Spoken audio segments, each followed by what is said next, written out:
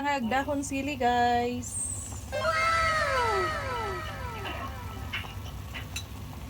Dahon sili. Tinulang pakpak sa manok.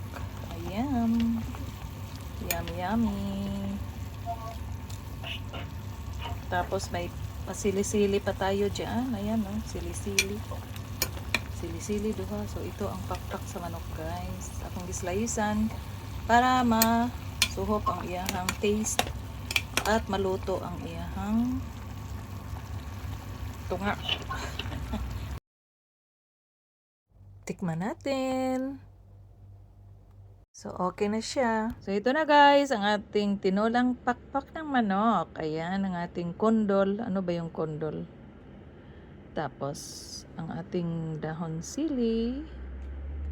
Ang ating balatong. Ayan. Ating pakpak manok. Bow. Thanks for watching guys. Bye. Kain tayo guys. Let's eat.